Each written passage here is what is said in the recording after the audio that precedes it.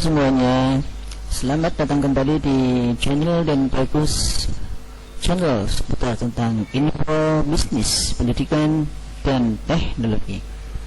Marilah kita sebelum pelajaran dimulai, kita berdoa agar apa yang akan kita pelajari bersama mendapatkan kemudahan dan keberkahan ilmu oleh Allah Subhanahu wa taala. Berdoa, mulai. Selesai. Anak-anakku yang saya cintai dan saya banggakan, Assalamualaikum warahmatullahi wabarakatuh. Pada pertemuan kali ini saya akan menjelaskan tentang ilmu tajwid. Yang akan kita bahas adalah tentang idgham biguna, idgham bila guna, dan iqlab. Namun pada kesempatan kali ini pembahasan kita hanya pada idgham biguna, dan untuk idgham bila guna serta iqlabnya di lain kesempatan. Baiklah anak-anakku sekalian yang saya cintai dan saya banggakan, lantas apa yang dinamakan dengan ilmu tajwid? Pengertian ilmu tajwid. Ilmu tajwid adalah ilmu yang mempelajari tentang tata cara membaca Al-Quran dengan baik dan benar. Jadi agar bacaannya baik dan benar, maka wajib bagi seorang muslim untuk mempelajari ilmu tajwid. Di dalam ilmu tajwid itu salah satunya adalah membahas tentang idgham bi gunnah. Lalu, apa pengertian daripada idgham bi gunnah itu sendiri? Idgham secara bahasa adalah memasukkan ataupun meluputkan.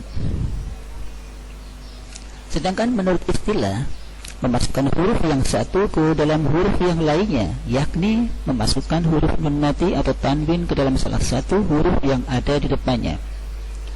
Pengertian huruf yang ada di depannya adalah huruf idgham bi gunnah yang jumlahnya ada 4, yaitu ya, mim, nun, dan wawu. Setelah kita mengetahui apa itu arti idgham, selanjutnya adalah pengertian daripada bi gunnah. Bi gunnah adalah dengung.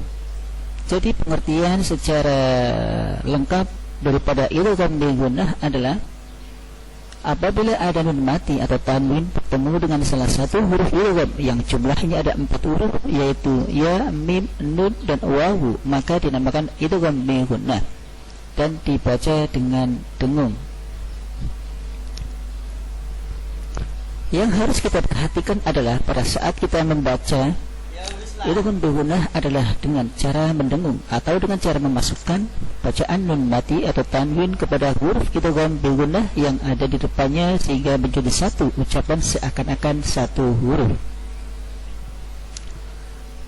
Lalu kita harus selalu ingat bahwa pada saat kita mengidghamkan, maka bacaannya harus ditasydidkan kepada huruf idgham bi gunnah dengan mendengung.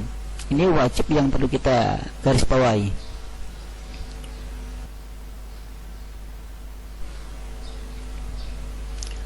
Untuk selanjutnya, saya akan memberikan satu contoh, yaitu tentang bacaan idgham bi gunnah. Di sini ada 3 kategori. Yang pertama adalah bacaan idgham bi gunnah dengan tanwin atau yang bertemu dengan tanwin. Contoh bacaan idgham bi gunnah yang bertemu dengan tanwin. Tanwin bertemu dengan huruf ya, nun, mim, dan wawu. Contoh yang kalimat yang pertama, pada baris yang pertama itu ada tanwin bertemu dengan ya. Bacaannya adalah, dengarkan baik-baik ya, khairayyara. Ya-nya itu ditertibkan ya. Saya ulangi, khairayyara. Kemudian contoh yang kedua, bacanya adalah qauman nakatsu. Saya ulangi, qauman nakatsu. Tanwin bertemu dengan huruf nun punya idgham bi gunnah, maka ditasydidkan huruf nunnya. Contoh yang ketiga, nadhirun mubin. Tambah tanwinnya ditasydidkan dengan huruf mim. Huruf mimnya ditasydidkan karena bertemu dengan tambah tanwin. Contoh yang keempat, saya baca syakiran wa imma. Saya ulangi, syakiran wa imma. Jadi apabila ada tanwin bertemu dengan huruf idgham bi gunnah, maka harus dibaca dengung atau dileburkan.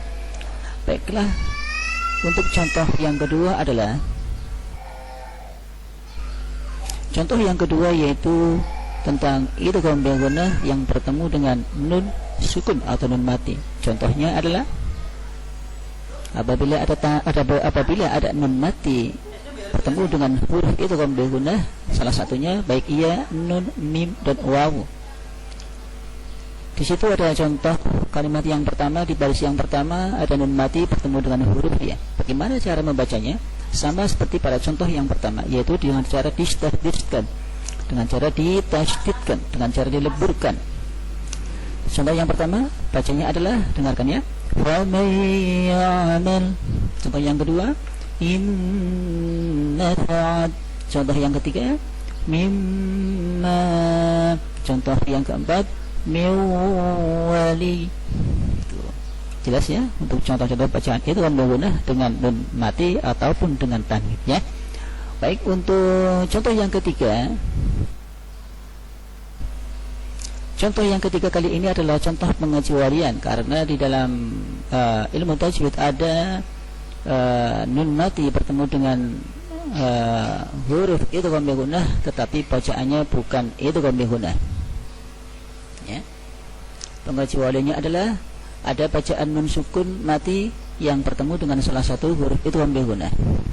Tetapi cara membacanya adalah dengan cara idhar wajib, bukan dengan idgham bi gunnah. Kenapa? Karena nun mati tersebut bertemu dengan huruf idgham masih dalam satu kata, bukan dua kata gitu. Jadi harus dibaca dengan jelas. Contohnya adalah, itu adalah lafal yang pertama nun mati bertemu dengan iya, ad-dunya. Nomor contoh yang kedua, bunyanun. Contoh yang ketiga, nun mati bertemu dengan wawu, sinwanun. Contoh yang keempat yaitu nun mati bertemu dengan wawu, bidwanun. Jadi semua contoh-contoh ini adalah dibaca dengan idhar wajib atau dibaca dengan jelas, karena bukan termasuk idhar ya, bukan termasuk idgham bi gunnah.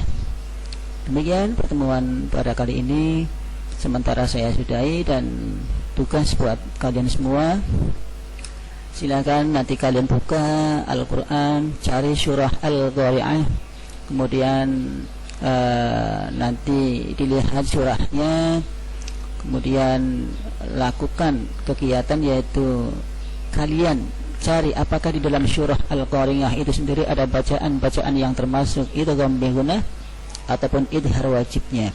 Kalaupun ada nanti bacaan idgham bi gunnah serta idhar wajibnya, silahkan kalian catat kalimatnya atau ayatnya ya di dalam buku tulis kalian. Demikian, kurang lebihnya mohon maaf.